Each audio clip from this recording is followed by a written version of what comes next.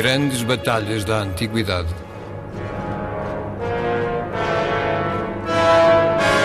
Um programa de Paulo Nazaré Santos.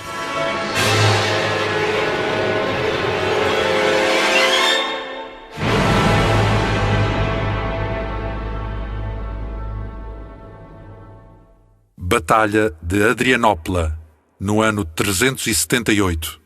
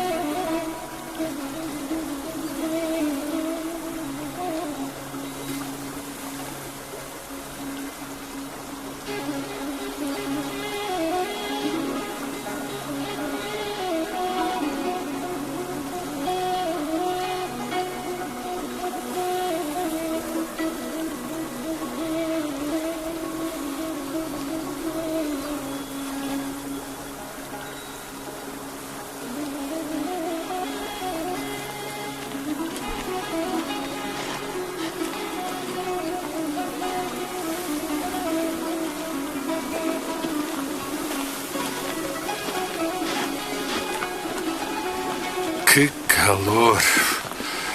Meus caros, já há anos que não se fazia sentir por aqui um calor destes. Olhem para isto, estou todo a suar. Bem, a situação aqui é que não está nada boa. Os godos estão em revolta aberta contra o Império e têm saqueado toda esta região da Trácia. Dizem que o Imperador Valente está a concentrar tropas na cidade de Adrianópla para vir pôr cobro ao que se passa. Venham, vamos mais para junto do rio. Há de estar mais fresco ali. Isto aqui é muito bonito. Já viram esta planície coberta de belas flores? Olhem, aqui o chão está cheio de marcas de patas de cavalo. Passou há pouco por aqui algum contingente de cavaleiros romanos. Deviam ser mesmo umas centenas. Como é que eu sei que eram romanos? Porque as marcas seguem na direção da cidade de Adrianópla. E não foi há muito tempo.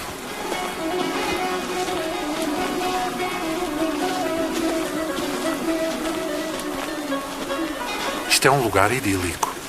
Este marulhar do Danúbio também confere a tudo uma nota de suavidade. Vejam, um enxame de abelhas. Aí vão elas com o pólen destas magníficas flores. Só a loucura dos homens destoa neste cenário paradisíaco. Há muito menos vegetação do outro lado do rio.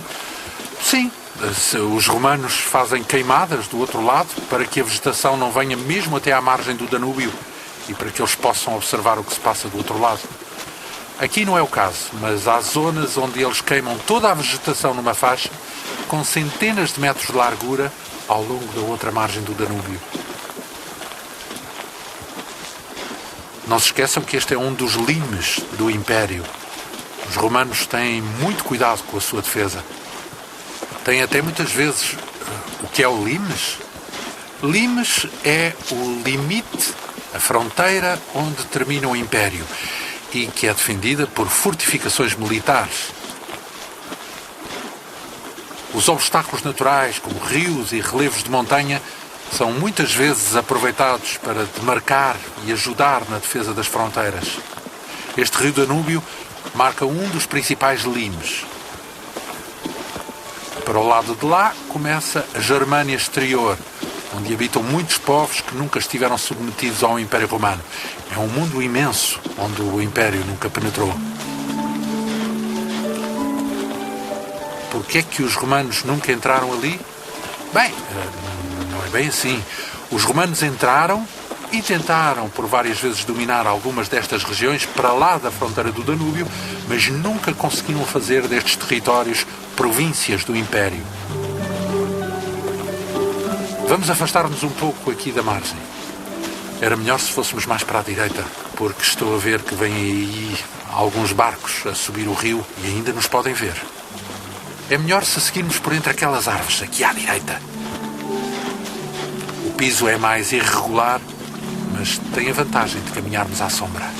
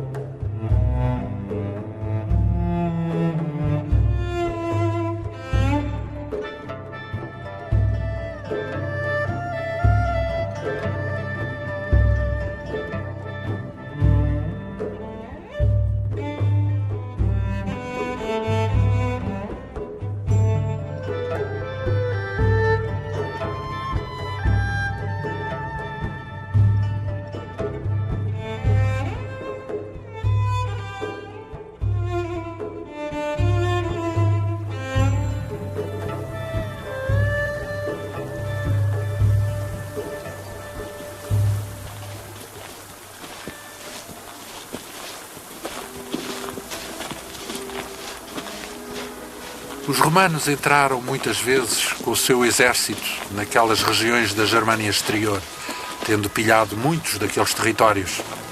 Fizeram-no até frequentemente em retaliação aos ataques realizados pelas tribos germânicas sobre territórios que são já províncias do Império. Vocês não se esqueçam que a força do exército confere aos romanos uma tal supremacia militar que lhes é possível fazer quase tudo aquilo a que se propõem. Como uma máquina militar tão gigantesca e eficaz que pode contar com recursos quase inesgotáveis em recrutamento de homens, provavelmente teriam conseguido, se realmente o pretendessem, conquistar muitos destes territórios da Germânia exterior. Mas dir-se-ia que os romanos têm uma visão muito pragmática do que deve ser o esforço despendido para a manutenção de uma província no Império.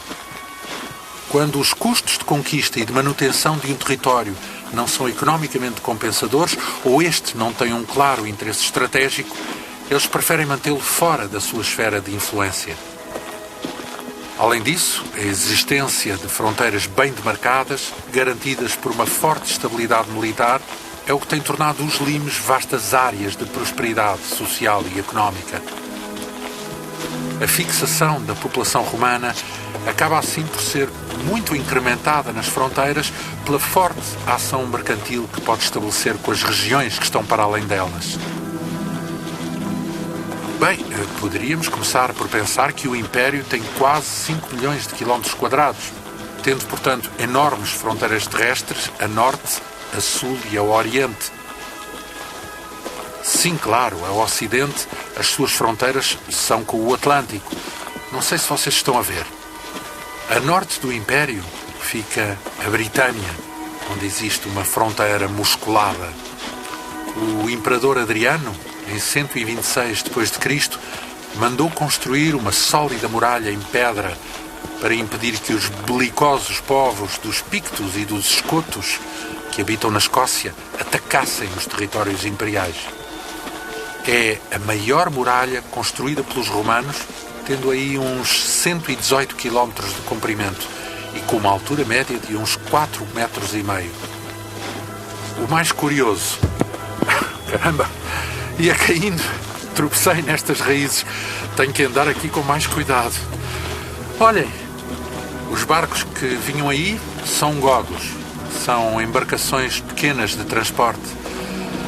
Mas estava eu a dizer que na muralha de Adriano, o mais curioso é o facto de esta ter sido erguida pelos próprios soldados das legiões que estavam aí estacionadas.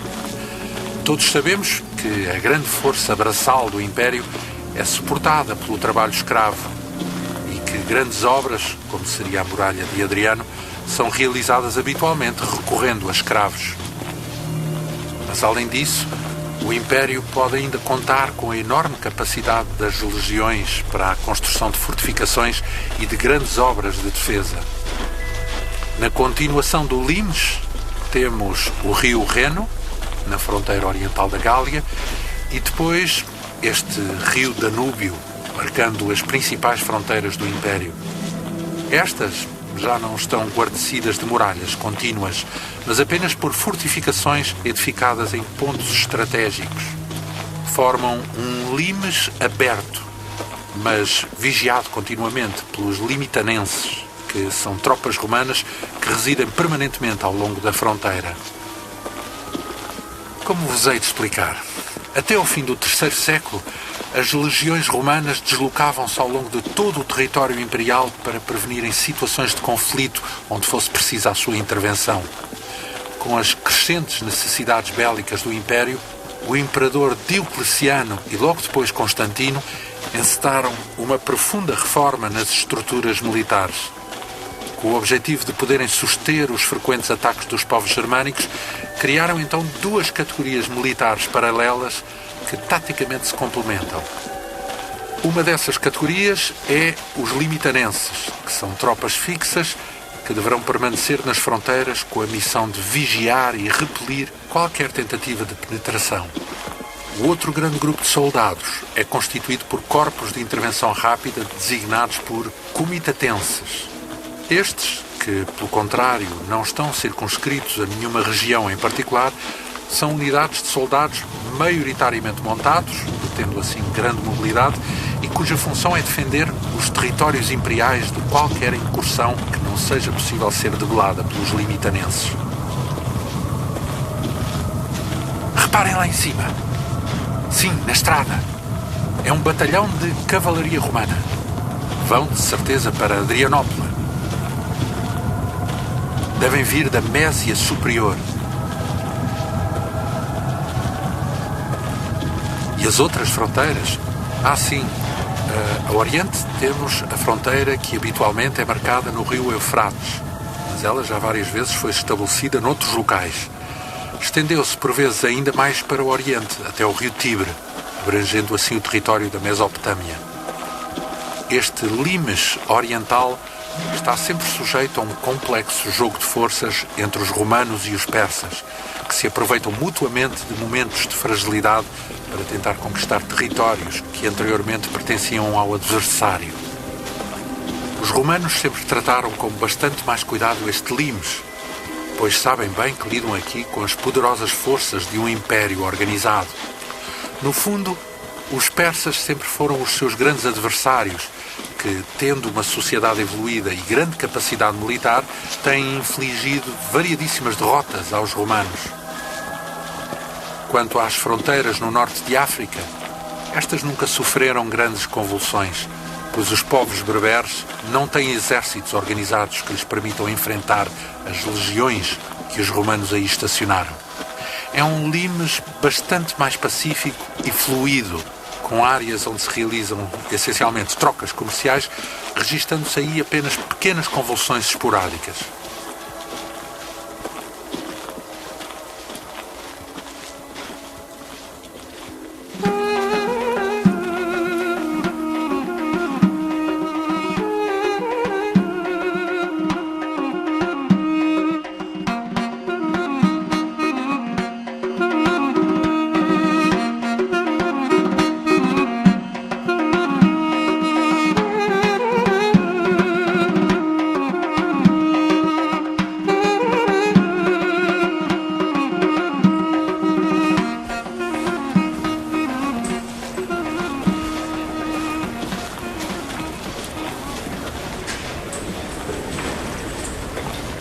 Este é o acampamento onde se estão a concentrar os godos. Estão a ver a imensa quantidade de carroças? São milhares. Talvez em umas 3.000. Vamos passar pela sua orla e seguir em direção a Adrianópolis. Se este território não faz parte do Império, claro que faz. Tudo o que esteja a sul do Danúbio faz parte do Império. Estão aqui porque receberam autorização do Imperador Valente para atravessar o rio e para se instalarem nos territórios imperiais.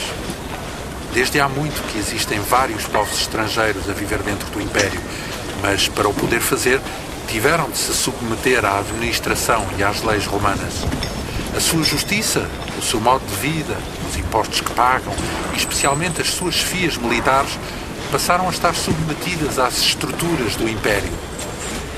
A grande novidade com este enorme grupo de godos é o facto de eles terem entrado para o Império com o estatuto de federados, o que lhes permite manter o seu modo de vida tribal, os seus chefes e os seus costumes. Isto foi algo que gerou logo desde o início graves problemas. Porquê? Já vos conto. Vamos mais para aqui, para não passarmos pelo interior do acampamento, porque depois teremos de começar a infletir ali mais para a direita, em direção a Adrianópla. Há já bastantes anos que os godos chegaram aqui, à fronteira norte do Danúbio, e se instalaram ao longo do limes das províncias da Mésia. Apesar de estarem do outro lado do rio, a coexistência com as populações romanas desta margem direita nem sempre foi fácil. Houve períodos de grande tensão, que culminaram em guerra aberta, e outros em que se assinaram tratados de paz. Um destes, consagrado pelo imperador Constantino o Grande, permitia-lhes permanecerem como aliados junto desta fronteira do Danúbio, desde que se comprometessem a enviar um contingente dos seus guerreiros para servirem como tropas auxiliares, sempre que tal fosse solicitado. Isto garantiu que se mantivesse alguma estabilidade nas relações, até que surgiu, há poucos anos, uma terrível ameaça mútua. Vocês nem podem sequer imaginar o que aconteceu. De um momento para o outro, houve uma brutal invasão de belicosas tribos nómadas, vindas do Oriente, tão infernais e cruéis, sei lá, nunca se tinha visto. Os hunos chegaram subitamente, aos milhares, lá dos confins do mundo, das fronteiras da longínqua China, como demónios que pilham e matam sem piedade. São dezenas de diferentes tribos que têm devastado tudo à sua passagem. Determinados a procurar boas terras para se instalarem, deslocaram-se milhares de quilómetros para o ocidente. Quando chegaram ao norte do Mar Negro, esmagaram sem piedade as tribos dos alanos e dos godos que aí estavam instaladas, obrigando-as a fugir desordenadamente para o ocidente. Os hunos, escutem bem o que vos digo, os hunos têm destruído tudo à sua passagem. Os nómadas desequilibraram toda a anterior estabilidade dos assentamentos das tribos germânicas, que se viram assim obrigadas a fugir, pois não tinham condições de os enfrentar.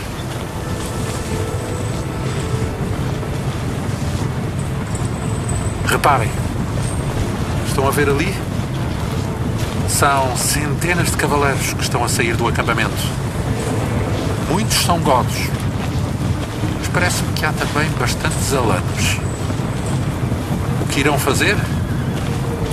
É bem possível que sejam grupos de forrageadores que vão à procura de suprimentos. Vocês não se esqueçam das necessidades imensas que se fazem sentir num acampamento com dezenas de milhares de indivíduos. Não são só os guerreiros, claro. São as suas mulheres, as crianças, os velhos e até todos estes animais. Vamos por aqui. Venham.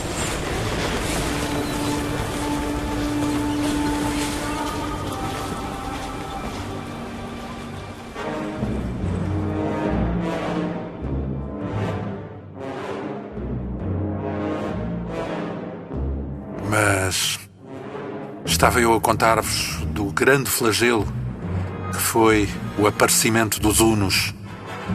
São extremamente rápidos e só se deslocam montados nos seus pequenos cavalos da estepe. Estes são animais muito resistentes e os guerreiros hunos quase nunca desmontam, chegando a realizar muitas tarefas cotidianas sem saírem do seu dorso. Utilizam para combater os seus poderosos arcos compostos. Caramba! O seu efeito é esmagador. Feitos de madeira e reforçados com partes de chifre, permitem lançar setas com um ímpeto tão avassalador que dizimam os seus adversários a muitas dezenas de metros. Além disso, as suas hordas correm em grande velocidade e em erráticos movimentos pelo campo de batalha, desorientando qualquer tentativa organizada de os enfrentar. Lançam tantas setas e com tanta precisão que ninguém se atreve a fazer-lhes frente. Ainda para mais, o seu aspecto não tem descrição. São homens vindos do inferno. Usam para se vestir uns farrapos de pequenos pedaços de peles, cozidos de forma grosseira, e têm os cabelos e barbas completamente desgrenhados. Além disso, quando combatem, fazem esgares arrepiantes, tendo a cara pintada de azul e parecendo monstros do fim do mundo. Cheiram horrivelmente mal, a carne putrefacta, e dão também lancinantes gritos mais horripilantes do que uma horda de diabos. Não há quem os ouça que não sinta logo um frémito de medo e uma vontade incontrolável de fugir. Os godos, derrotados e cada vez mais desesperados com a continuação do seu avanço, acabaram por ficar comprimidos contra a fronteira imperial do Danúbio. Há 2 anos pediram ao Imperador Valente que, para se protegerem, lhes permitisse atravessá-lo e instalarem-se dentro dos territórios do Império. Pretendiam, no entanto, manter o seu modo de vida, claro, os seus chefes, os seus costumes e até a sua religião. O Imperador hesitou durante algum tempo, mas depois considerou que, atendendo à iminente ameaça em que os hunos se constituíam, os godos poderiam funcionar como uma proteção adicional para uma possível investida daqueles contra o Império. Em 376, deu-lhes autorização para se instalarem dentro do Império com a condição de entregarem as suas armas e de combaterem como auxiliares do exército romano sempre que fossem convocados.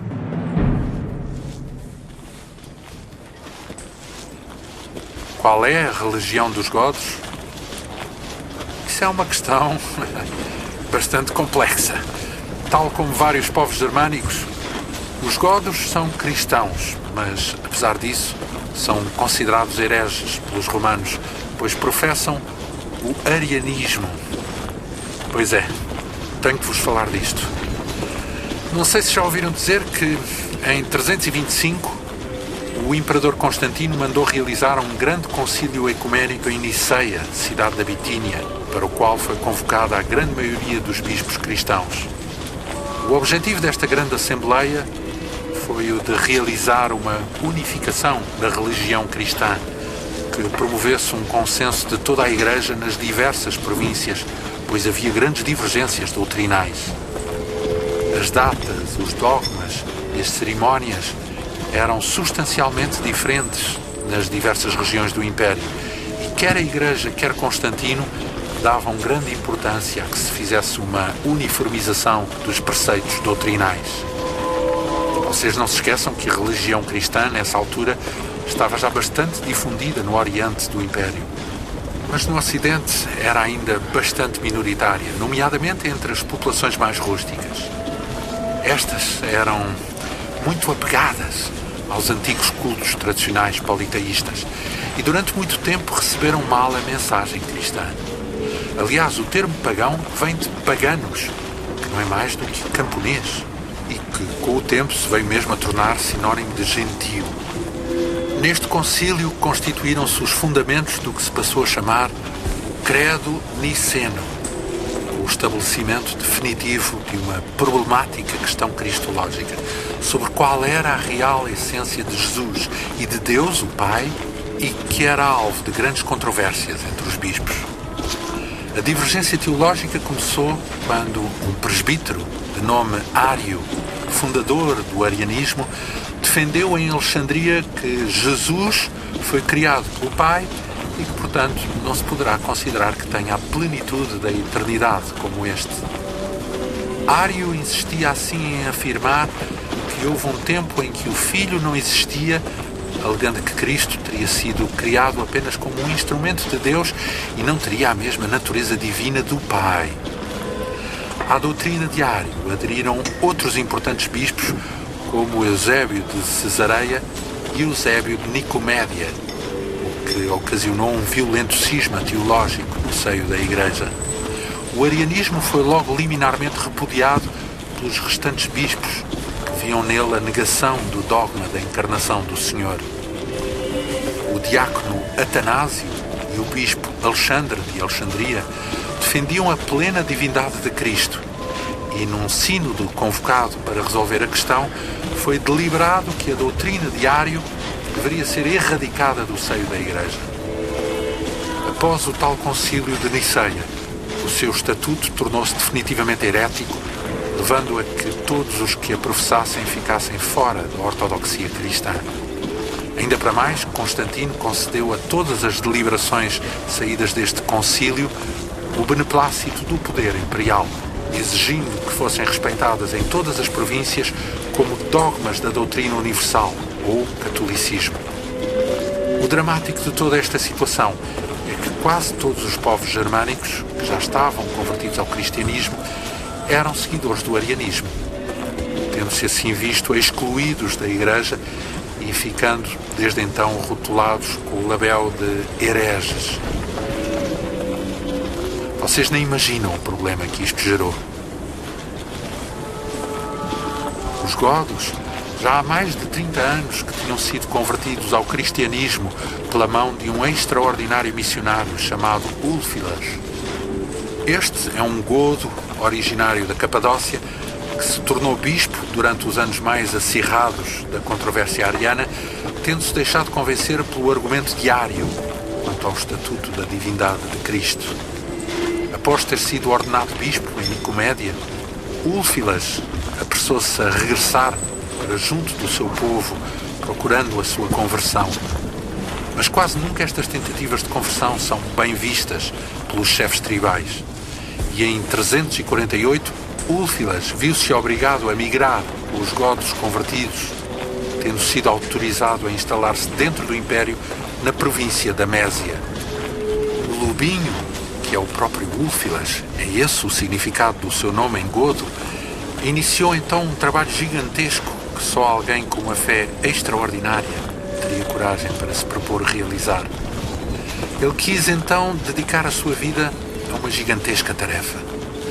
Propôs-se realizar a tradução da Bíblia do grego para godo, o que, como imaginam, já seria um trabalho muito exigente.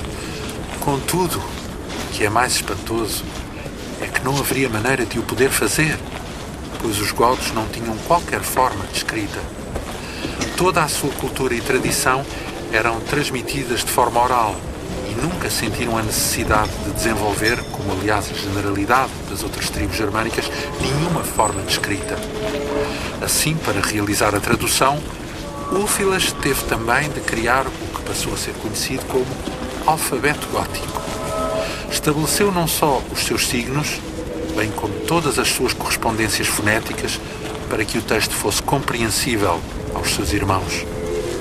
O seu trabalho foi tão marcante para os godos e criou neles uma tão arraigada crença no cristianismo ariano que, muito provavelmente, nada os fará converter aos dogmas do catolicismo do credo niceno.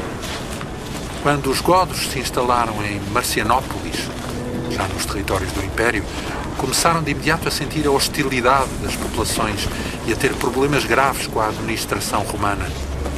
Afinal, os guerreiros godos tinham feito, desde há uma dezena de anos, sangrentas investidas nos territórios imperiais, pilhando, destruindo e maltratando as populações indefesas. Estas viam agora, com espanto e receio, todos estes godos, com hábitos estranhos, com leis próprias, com os seus chefes e hierarquias, instalarem-se definitivamente como seus vizinhos nos territórios do Império. As populações romanas limítrofes sentiam-se bastante desconfortáveis e manifestavam abertamente a sua hostilidade ante esta espécie de invasão consentida, vendo-se obrigadas a conviver com as tribos godas. Isto gerou também uma onda de grande descontentamento por parte dos funcionários administrativos romanos, que passaram a tratar estas comunidades godas com enorme sobranceria e demonstrando-lhes a sua contrariedade com a sua presença.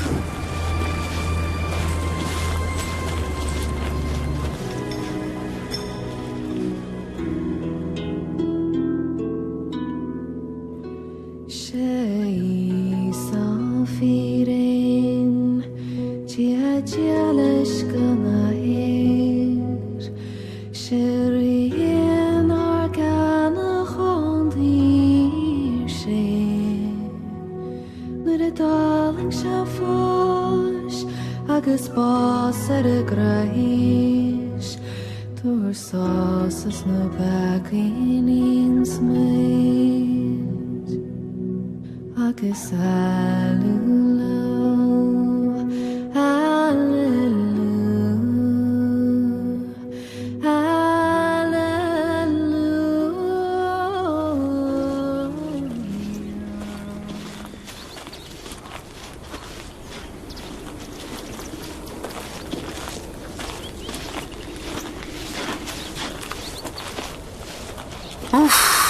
Ainda bem que trouxemos estes chapéus.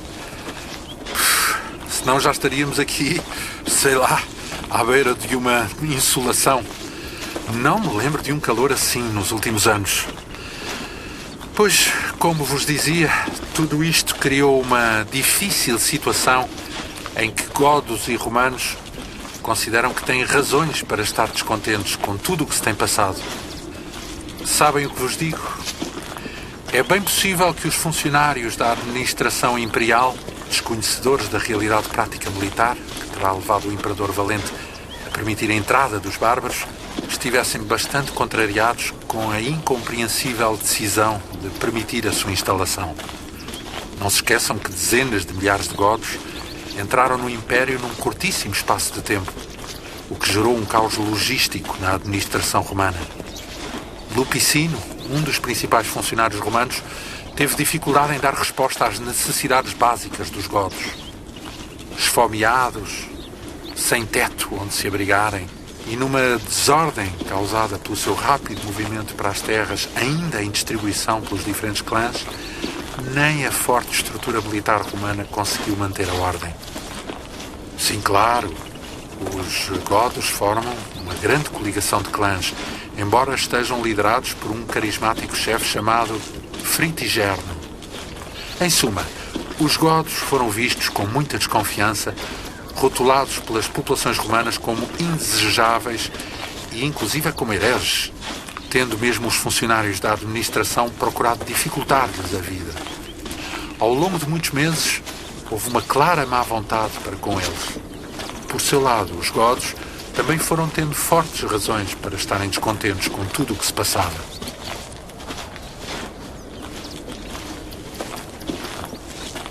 Podemos ir agora por esta estrada. Adrianópole fica a quase 15 quilómetros. Que calor infernal! Ainda por cima, não há árvores ao longo do caminho que nos possam proteger um pouco deste sol inclemente. Olhem para isto. Estou aqui todo a suar. Ufa! Até as pedras estão a escaldar.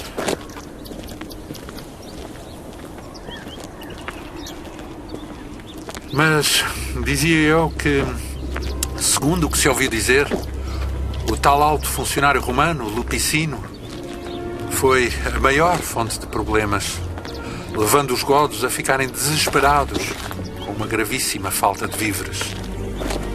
Parece que a administração romana os tratou de forma ignominiosa, inflacionando de forma exorbitante o preço dos suprimentos que lhes fornecia. Teriam mesmo chegado a propor trocar carne de cão por membros das suas tribos que, consequentemente, se tornariam escravos. A continuação de tal estado de coisas foi gerando uma crescente revolta entre os godos, que viam assim vilipendiadas as condições consagradas nos acordos assinados com Valente, que em troca da sua submissão e desarmamento lhes prometera víveres e territórios. Este ano a paciência de Fritigerno e dos seus guerreiros terminou e, como seria de esperar, os godos iniciaram uma violenta revolta, pilhando e matando as populações das províncias romanas da Trácia, da Panónia, da Macedónia e chegando mesmo a flagelar a Tessália. Lupicino, secundado por um vasto grupo de oficiais romanos, ainda faz uma tentativa desesperada de assassinar os principais chefes godos, num banquete onde deveriam ser supostamente retomadas as negociações.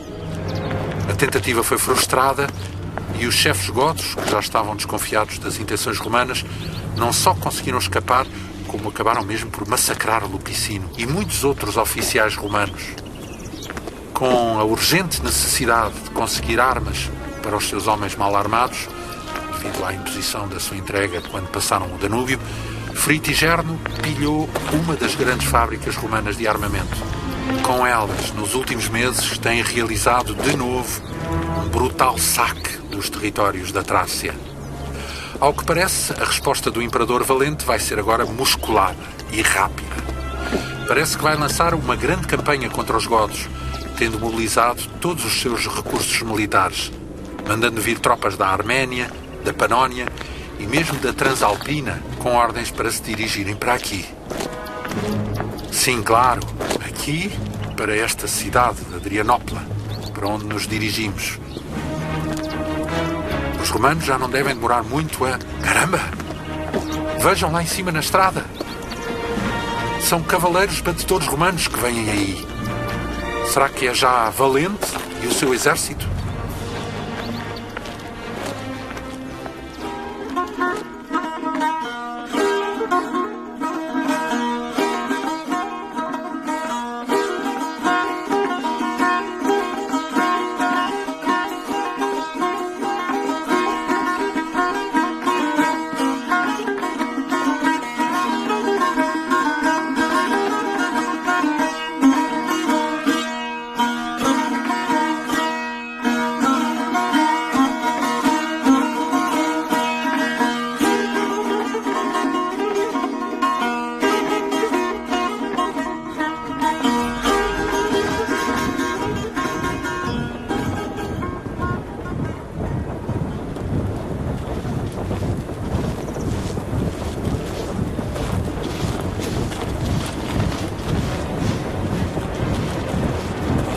Não há dúvida.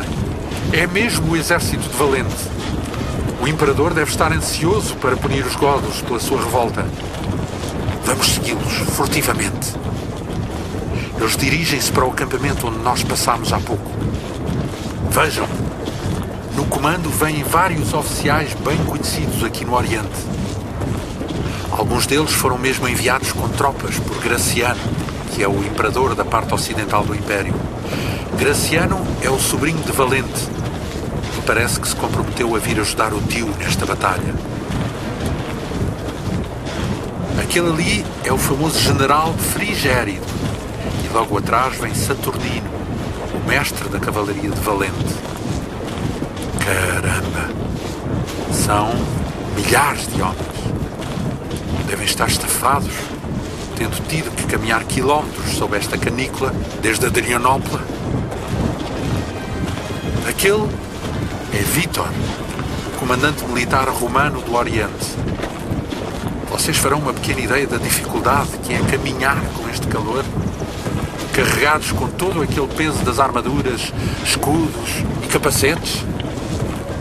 Além disso, quando a armadura e os capacetes aquecem, tornam-se insuportáveis. Parece que se está dentro de um forno. Olha, aquele que vem no comando da infantaria é Sebastião, um dos oficiais de confiança do Imperador. Está a mandar acelerar o passo. É um excelente comandante, mas é conhecido por ser muito bruto. Mandou chicotear um dos soldados só porque este... Olha, é Valente que vem ali. Vem no meio daqueles cavaleiros com armaduras engalanadas. São os seus palatinos. Acompanham-no para todo lado. Quem são os palatinos? São um corpo do exército que é a tropa pessoal do Imperador. São homens escolhidos a dedo por serem os melhores soldados. A coluna vai a andar bastante depressa. Temos que apressar o passo para os acompanhar.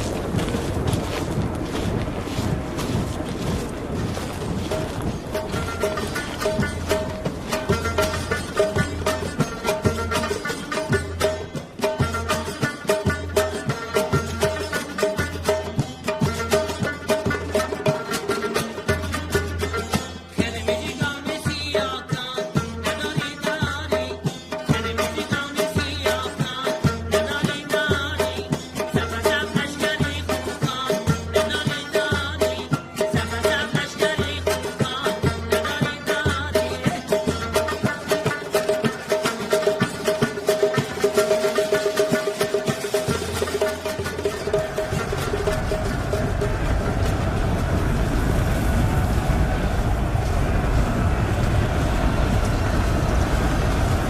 Olhem, os guerreiros godos já estão ali.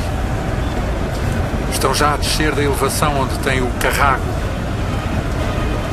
Aquele que está a fazer sinais aqui à direita é Alavivo, é um dos principais chefes godos. Que é um carrago? Assim, é um sistema de defesa muito usado pelos povos germânicos e que consiste em dispor as carroças num grande círculo que serve para ajudar na defesa. Este carrago godo deve ter aí uns 2 ou 3 quilómetros de diâmetro, estando os animais desatrelados e guardados no seu interior. É muito eficaz, especialmente contra as investidas da cavalaria, porque a impede de executar as suas cargas. Dentro do carrago vão ficar as crianças e as mulheres. Sim, claro, e todos os que não podem lutar. Olhem para ali. Os romanos já estão a começar a formar a sua ordem de batalha. Primeiro vão posicionar a cavalaria desta ala e depois a prima coorte. A prima coorte é a coluna que fica mais à direita e que serve sempre de ponto de referência para se disporem as outras filas de manípulos quando se está a formar a ordem de batalha. Sim, sim, faz parte do treino da legião saber formar-se em ordem de batalha. É fundamental que a coluna de marcha se saiba organizar rapidamente em posição de combate. Como vocês estão a ver, os estandartes ajudam muito a agrupar estes milhares de legionários, mas não deixa de ser uma tarefa bastante complexa.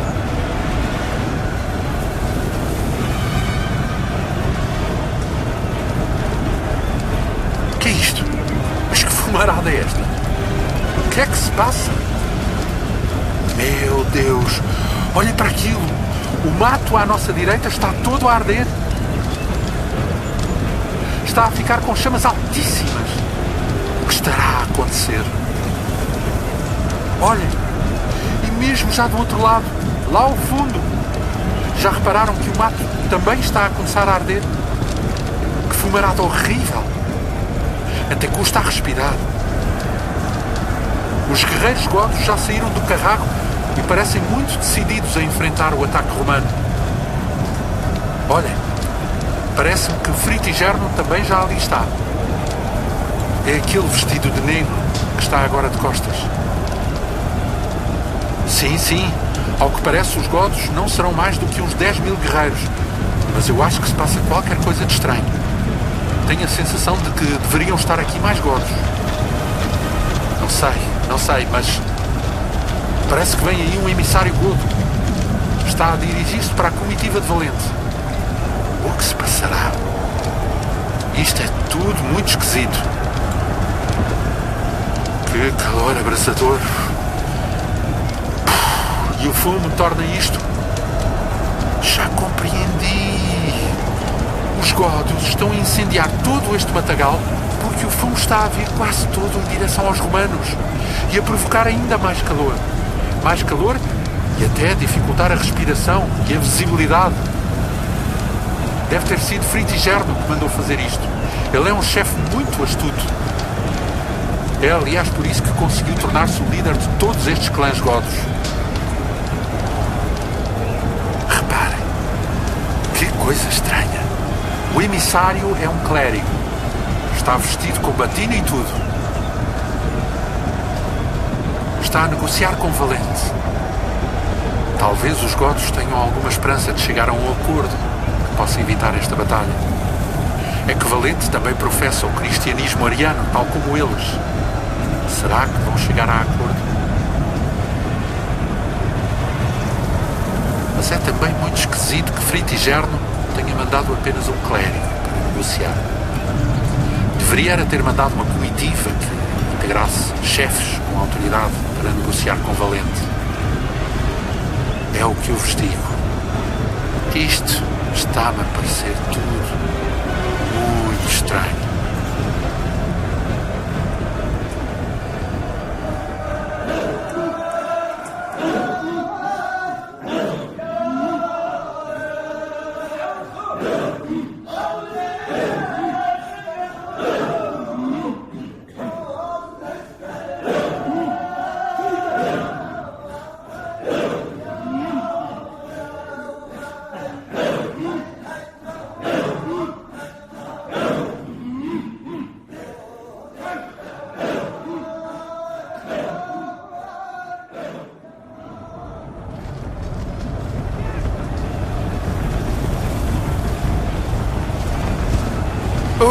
Pá, não se pode estar aqui. Não há sítio onde nos possamos abrigar. Já não se aguenta tanto calor. E ainda por cima com esta densa nuvem de fumo que até dificulta a visão. Desculpem lá, mas eu acho que me vou embora. Eu sei que vocês gostavam de ver o que se vai passar, mas eu já não aguento. Olhem como eu estou a suar. Fritigerno já enviou alguns chefes para negociar com Valente e há pouco foi o oficial romano Ricomero falar com o chefe Godo. Isto nunca mais se decide. Há horas que estamos aqui. Parece que ambas as partes têm interesse em protelar a batalha. Imaginem como devem estar os soldados romanos, com aquelas armaduras ao sol, há quase 4 horas, esperando pacientemente saber se vão atacar ou não. Além disso, vocês já repararam que aqueles desgraçados não fizeram ainda qualquer refeição? Saíram de Adrianópola ao início da manhã e chegaram aqui por volta das 2 horas, tendo ido logo para a ordem de batalha. Reparem, a coluna de marcha do exército romano é tão grande que ainda não pararam de chegar tropas que se têm vindo a integrar na ordem de batalha. Este compasso de espera até parece favorecer os romanos para dar tempo a que chegue todo o exército. Nota-se que estão a ficar muito impacientes. Quantos serão os godos? Devem ser uns 10 ou 11 mil, mas é como vos digo, estou com uma estranha sensação que faltam aqui alguns corpos da sua cavalaria. Vocês não se lembram que vimos sair daqui contingentes de cavalaria quando passámos perto do acampamento Godo? Que se consiga identificar daqui, com todo este fumo, temos ali uns 1000 visigodos da cavalaria pesada que pertencem à guarda pessoal de Fritigerno. Depois estão 2 unidades de infantaria pesada, constituídas por desertores do exército romano, com 300 homens cada uma, e sob o comando de Suérido e Colias. À nossa esquerda encontram-se 7.000 lanceiros, com uma amálgama de visigodos, romanos e outras tribos, e à sua direita estão uns 1.500 arqueiros apiados, destinados a apoiar os lanceiros pela retaguarda. Depois estão uns 800 arqueiros, apiados, ostrogodos. Sim, visigodos e ostrogodos são todos tribos godas, mas distinguem-se uns dos outros porque os primeiros vieram mais para o ocidente, enquanto os ostrogodos se mantiveram em territórios mais a oriente. É um exército considerável, mas o exército romano é bastante maior. Devem ser uns 1000 de cavalaria pesada, das tropas palatinas, e outros 1000 comitatenses, que são arqueiros ligeiros a cavalo. Há ainda 1500 ginetes do exército de manobra, os comitatenses, e vários grupos de cavalaria pesada dos primi scutari e dos equites promoti juniores. Ali está a infantaria pesada com 11.000 infantes, onde estão homens dos palatinos, comitatenses e ainda grupos de lanceiros. Nos auxiliares estão vários milhares de homens dos arqueiros da infantaria ligeira gálica e a infantaria pesada dos batavos, que ficaram de reserva lá atrás. No total devem ser uns 20 e tal mil. Sim, tem razão. E ainda estão ali os 1.500 homens em 3 batalhões que pertencem às escolas palatinas e que são a guarda pessoal do imperador. São comandados pelos tribunos Bacúrio, Cássio e... Olhem ali! Caramba! Começaram agora a disparar setas sobre os godos. Sim! São os arqueiros montados e os membros da Guarda Imperial. Vejam! Os godos também estão a ripostar. Os arqueiros estão a disparar uma verdadeira chuva de setas em tiro parabólico. Parece que Cássio já foi ferido num braço. Olhem agora! A cavalaria da ala direita romana está a investir. Os godos estão a recuar rapidamente, fugindo muitos para o interior do carrado. Isto descontrolou-se tudo.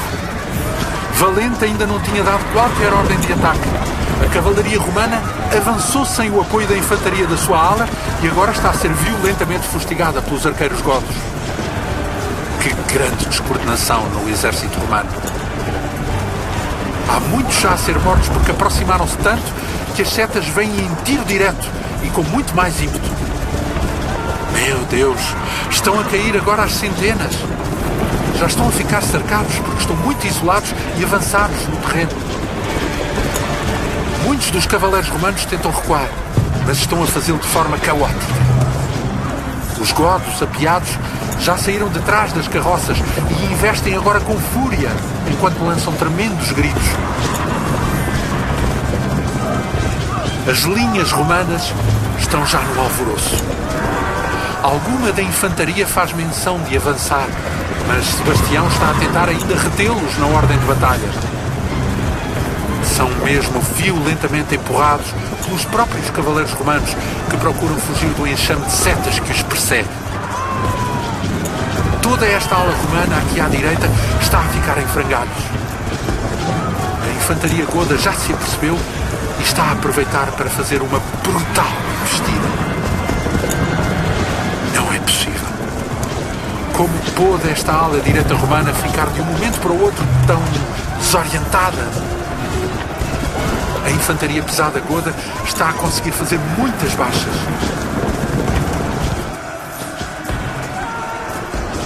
Lutam com fúria. Saturnino está a mandar avançar toda a cavalaria da ala esquerda romana. Deve pretender suster o forte ataque da infantaria pesada goda. Caramba! Vejam! A cavalaria romana, a galope, está a derrubar centenas de godos à espada eirada, atirando com os cavalos para cima deles. Há já imensos corpos pelo chão. Os lanceiros godos já estão a atacá-los, mas há muitos cavaleiros romanos munidos com arcos que estão a conseguir flagelá-los. A batalha está um verdadeiro caos. Há já movimentações de corpos de infantes que se deslocam como que sem direção, ali no meio da refrega. Vejam ali, aqueles comitatenses apiados que já estão a ficar completamente cercados. Mas a carga da cavalaria romana da ala esquerda está a conseguir abrir uma enorme brecha nas formações godas. Já estão até a lutar novamente junto do Carraro. Frigério já compreendeu que é necessário apoiar o seu esforço e está a tentar organizar a cavalaria romana na ala direita. Mas esta tem muitos feridos, o que inviabiliza o seu ataque. Não percebo porque Sebastião não faz avançar a infantaria da ala esquerda para os apoiar. Está a demorar muito. Deviam até já ter avançado, mas estão à espera de ordem. Os godos estão a despejar uma mortífera chuva de setas sobre eles. Os legionários não estão a lutar com o fulgor que lhes é habitual.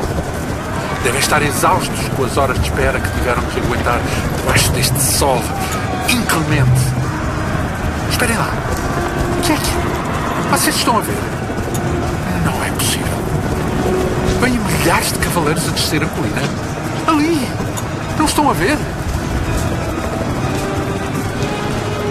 Não acredito. São cavaleiros ostrogodos sob o comando de Elateu e alanos sob o comando de Safrax. Estão a precipitar-se furiosamente e com gritos terríveis sobre as alas do exército romano. Só podem ser todos aqueles cavaleiros que nós vimos sair do acampamento quando passávamos. Eu bem sabia que faltavam muitas tropas montadas no exército godo. Ah, então foi isso. Fritigerno atrasou o início da batalha para dar tempo a que chegassem. Caramba! É terrível! Estão a flagelar brutalmente os flancos do exército romano, que está como que paralisado ao ser confrontado com esta surpresa. Vejam ali. Há grupos de cavaleiros godos a atacar romanos de todas as direções, fazendo sangrentas investidas, mesmo pela retaguarda. Os romanos estão todos já cercados. Afinal, os godos e os seus aliados eram muito mais do que os 10.000 de que se falava. Frigério ainda está a mandar tocar as tubas e as botinas para fazer avançar as tropas batavas que estavam de reserva. Mas parece que estas terão fugido assim que viram descer das colinas os cavaleiros golos.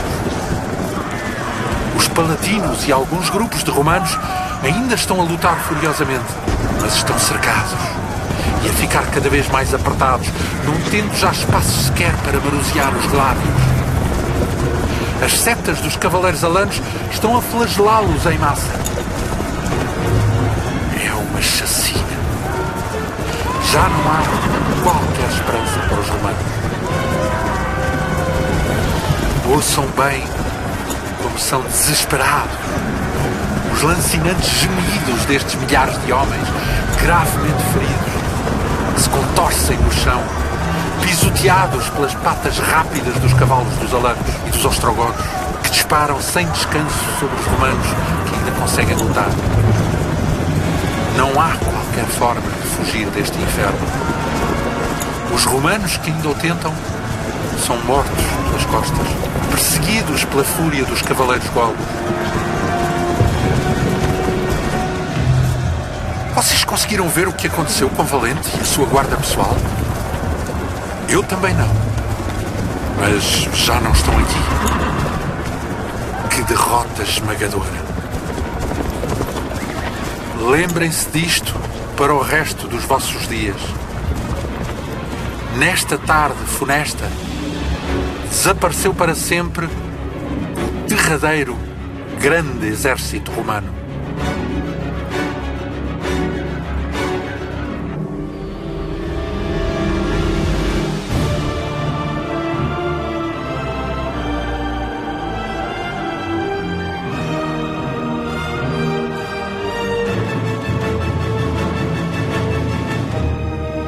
As horas de puro massacre que se seguiram serão o início da lenta, mas implacável agonia do Império. Todos aqueles que se tornaram o repasto de cães e de aves foram os últimos soldados romanos com que o Império poderia ainda manter erguido o ofuscante archote da antiga glória militar com que dominara o mundo. Valente desapareceu para sempre, perdido nas páginas onde se gravou a ferro e fogo a triste história deste dia abrasador, onde os seus homens deixaram o campo de batalha de Adrianópla sem precisarem de caminhar.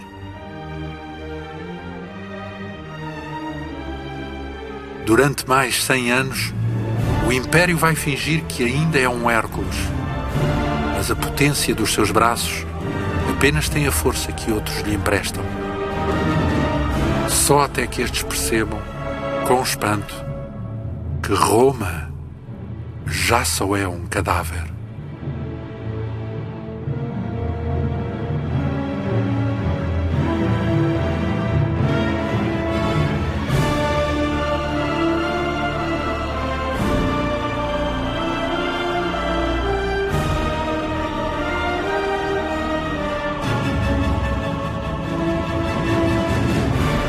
Grandes batalhas da Antiguidade.